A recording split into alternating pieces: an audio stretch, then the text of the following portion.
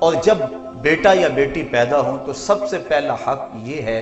کہ ان کے کان کے اندر اذان کہی جائے، دائیں کان میں اذان کہنا اور بائیں میں اقامت کہنا، نماز والی اذان اور اقامت کہنا، یہ مسنون ہے،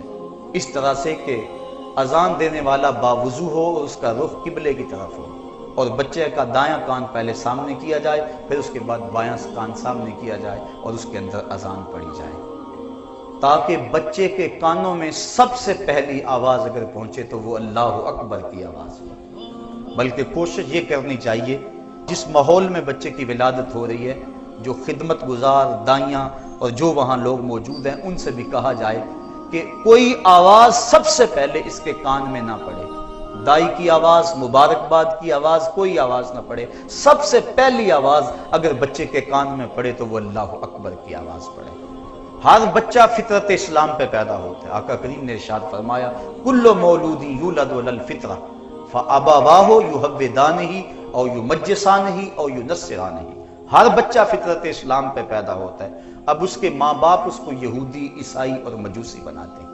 اس لیے جب بچہ پیدا ہو تو اس کے کان کے اندر اللہ اکبر کی صدا پہنچے، وہ جان جائے کہ میں حضور کے غلاموں کے گھروں میں آیا ہوں اور حضور کی غلامی مجھے نصیب ہوئی ہے۔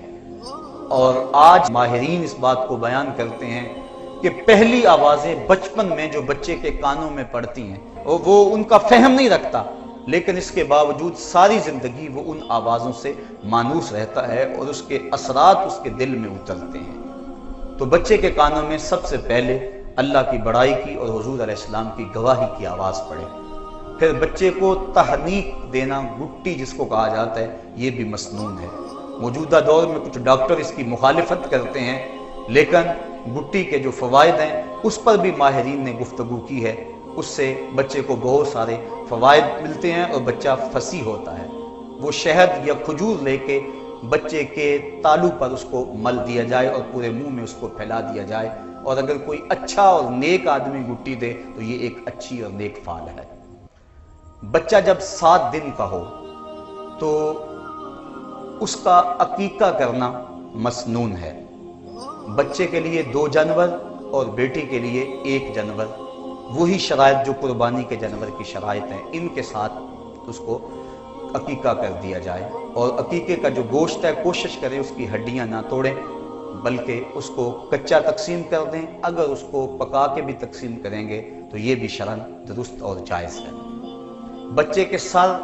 موڑ دیے جائیں اور بالوں کے وزن کے برابر چاندی یا اس کی قیمت راہ خدا میں خیرات کی جائے، اور جو بال ہیں وہ ضائع نہ کیے جائیں، کسی گندگی کے ڈھیر پہ نہ پھینکے جائیں، بلکہ ان کو کسی پاکیزہ جگہ پہ دفن کر دیا جائے۔ یہ صرف بچے کے بالوں کا مسئلہ نہیں، ہر انسان کے بال ہوں یا ناخن ہوں، یہ انسان کے جسم کا جز اور حصہ ہیں، ان کو کٹوا کے یوں ہی نہیں پھینکنا چاہیے، بلکہ یہ انسان کی عزت اور تکریم ہے کہ اس کو کسی پاک جگہ پہ رکھنا چاہیے یا دفن کر دینا چاہیے۔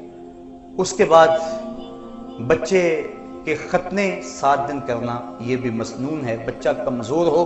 تو اس کے ختنوں کا وقت آگے بھی لے جایا جا سکتا ہے، لیکن علماء نے یہ تصریح کی ہے کہ بلوغت سے قبل ختنے کر دیے جائیں،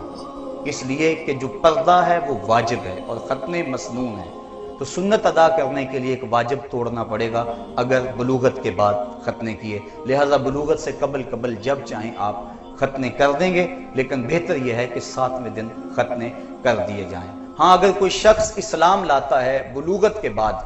تو اس کے ختنے اسی وقت کیے جائیں گے۔ حضرت ابراہیم علیہ السلام 80 سال کی عمر میں تھے کہ جب ختنوں کا حکم آیا تو آپ نے بسولے کے ساتھ خود اپنے ختنے فرمائے تھے، تو عمر کے کسی حصے کے اندر بھی ختنے کیے جا سکتے ہیں اگر ختنے نہ ہو سکے ہوں۔ پھر اچھا نام رکھ دینا،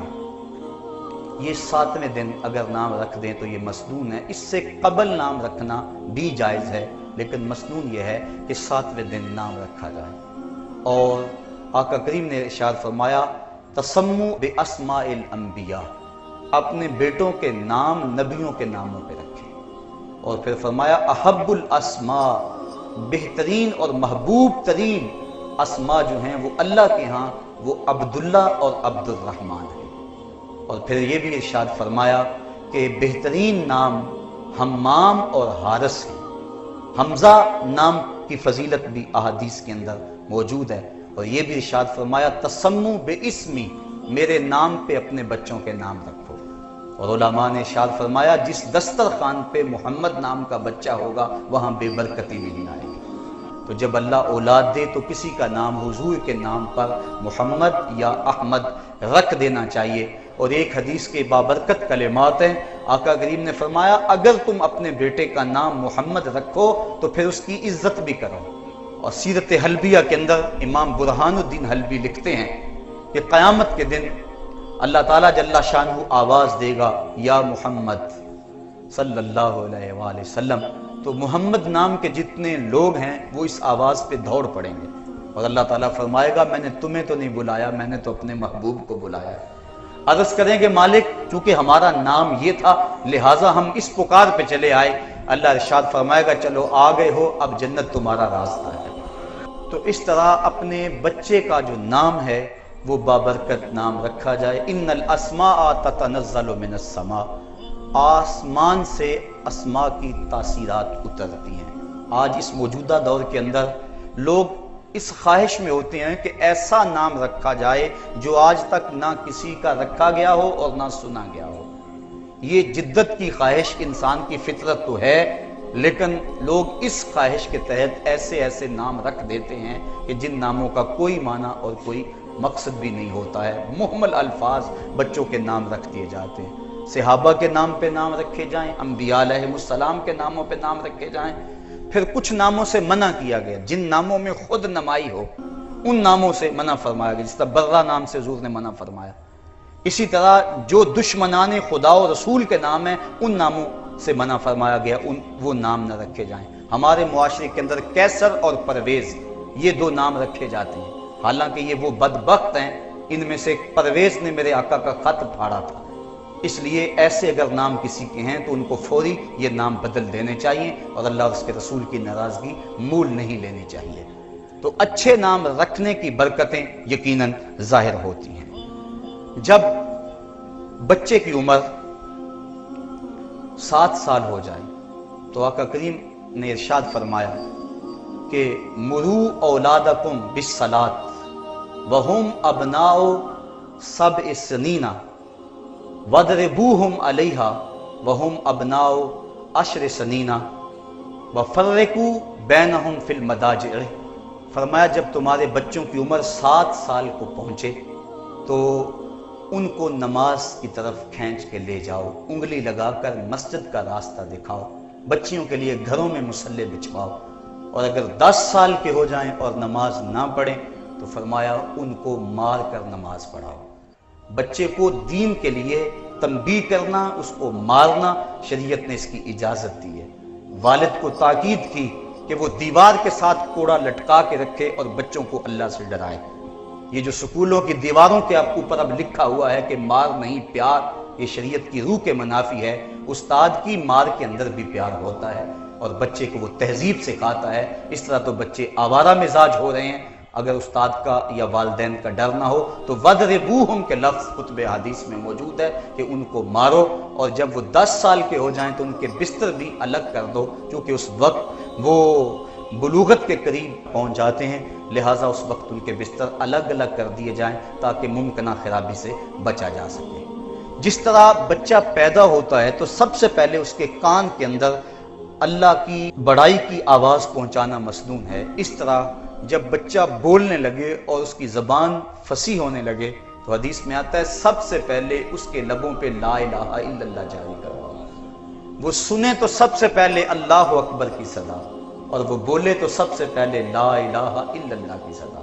اور اس کے بعد محمد الرسول اللہ سکھاؤ، اس کے بعد آیت الکرسی سکھاؤ، اس کے بعد سورہ حشر کی آخری 3 آیتیں سکھاؤ، اور پھر اس کے بعد فرمایا علموا رجالکم سورۃ المائدہ وعلموا نساءکم سورۃ النور، اور جو مرد ہیں لڑکے ہیں انہیں سورہ مائدہ سکھاؤ، اور جو لڑکیاں ہیں انہیں سورۃ النور سکھاؤ۔ اور پھر آقا کریم علیہ السلام نے یہ بھی ارشاد فرمایا کہ اپنی اولاد کو کتابت سکھاؤ، علموہ الکتابہ، ان کو کتابت سکھاؤ، لکھنا سکھاؤ، والسباحہ، اور ان کو تیرنا سکھاؤ، والرمایا، اس کو تیر اندازی سکھاؤ، اور ایک روایت میں گھڑ سواری سکھاؤ، ان کو گھوڑے پہ بیٹھ کے سفر کرنا ان کو سکھاؤ، اور فرمایا ان کو سوائے پاکیزہ کے کوئی اور رزق نہ دینا۔ یہ تمہارا تحفہ ہے جو تم اپنی اولاد کو دے سکتے ہو۔